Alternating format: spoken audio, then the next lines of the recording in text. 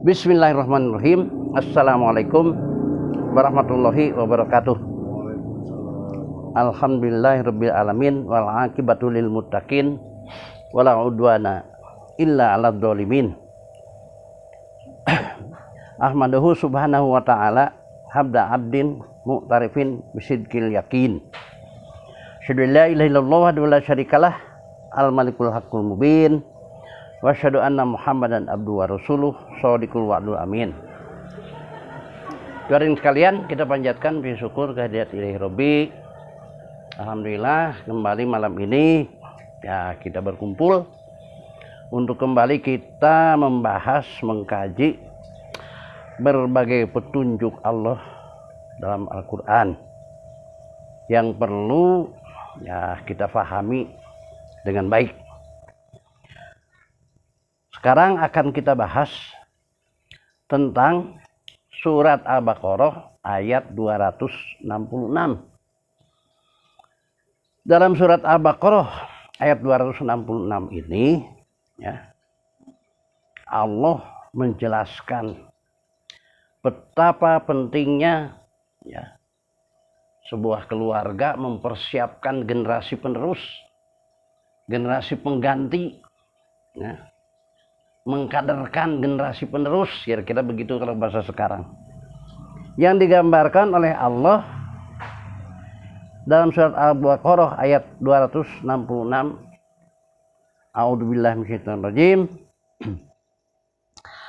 Ayawaddu ahadukum antakuna lahu jannatun min nakhilin wa anabin tajri min tahtihal anhar lahu fiha min kulli samarat wa sobahul kibaru walahu dzurriyyatun du'afa fa sobaha i'sarun fihi narun bahtaraqat kadzalika yubayyinullahu lakumul ayati la'allakum tatafakkarun.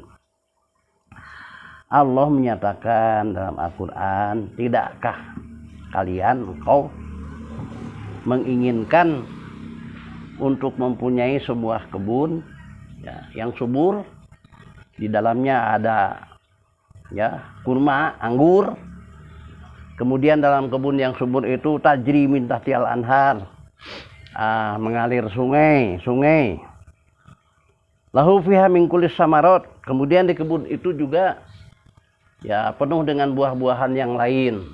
Artinya komplit lah. Wa sobahul kibaru walahu dzurriyyatun du'afa. Kemudian si pemilik kebun itu datanglah masa tua, masa di mana sudah tidak mampu lagi ngurus kebun itu ya. Walahu dzurriyyatun du'afa, sedangkan dia memiliki anak keturunan yang lemah. Ya, lemah di sini kan bisa lemah fisiknya, terutama lemah ilmu pengetahuannya. Artinya tidak siap untuk meneruskan, mengganti. Kemudian Allah menggambarkan wasobahi sorun fihi narun bahtaraqat. Maka kebun itu seolah-olah ya, ditiup oleh angin kencang ya, yang membawa api, bahtaraqat, maka habislah, hanguslah kebun itu. Kadzalika yubayyinullahu lakumul ayati la'allakum tatafakkarun. Demikianlah Allah menjelaskan ayat-ayatnya bagimu ya, agar kalian berpikir. Nah, kenapa ayatil la'allakum tatafakkarun? Agar berpikir terhadap ayat ini. Karena ini gambaran betapa kalau sebuah keluarga yang orang tuanya telah merintis ya sebuah usaha. Kalau di sini diumpamakan dia punya kebun yang subur, bisa punya perusahaan yang maju gitulah, pertanian, peternakan, atau apa saja yang namanya ya, usaha yang dirintis oleh orang tua. Kemudian orang tua itu suatu ketika sakit, atau sebutkanlah di sini datang masa tua, Artinya tidak kuat lagi untuk mengurus. Sementara sebagai generasi penerus, sebut saja anaknya atau ponakan, walahu dzurriyyatan du'afa, sementara dia mempunyai anak keturunan yang lemah. Yang du'afa di sini pemahamannya bisa lemah segala hal. Bisa lemah kondisi fisiknya, bisa lemah ilmu pengetahuannya, lemah keahliannya, dan lain sebagainya. Sehingga yang diharapkan sebagai penerus itu tidak mampu meneruskan dari usaha orang tuanya. Allah menggambarkan Allah menggambarkan wa asobaha i'sarun fihi narun fahtaraqat. Maka diumpamakan kebun itu yang telah dibina oleh orang tuanya terkena angin yang kencang, mengandung api, fahtaraqat, maka habislah. Ya, fahtaraqat, habis. Ya, rusak, ya, kemudian terbakarlah. Kadzalika yubayyinullahu lakumul ayati la'allakum tatafakkarun. Demikianlah Allah membuat perumpamaan kepada, ya, sebut saja sebuah keluarga yang tidak mempunyai generasi penerus atau tidak mempersiapkan generasi penerus. Ya paling kebun itu dijual, bagi-bagi. Banyak kasus-kasus yang seperti ini dalam keluarga. Orang tuanya merintis usaha sampai maju, kemudian orang tuanya sudah cukup kuat lagi atau meninggal, maka akhirnya usaha itu dijual, dibagi-bagi, kira-kira begitu, karena tidak siap untuk meneruskan. Padahal kalau kita melihat pengertian khalifah, ya, khalifah kan Adam itu khalifatun fil ardi. Khalifah itu pengertiannya dalam Al-Quran itu pemimpin, penerus, pengganti. Artinya turunan itu harus siap memimpin, siap meneruskan, siap mengganti. Nah, sedangkan kondisinya yang ada du'afa, lemah.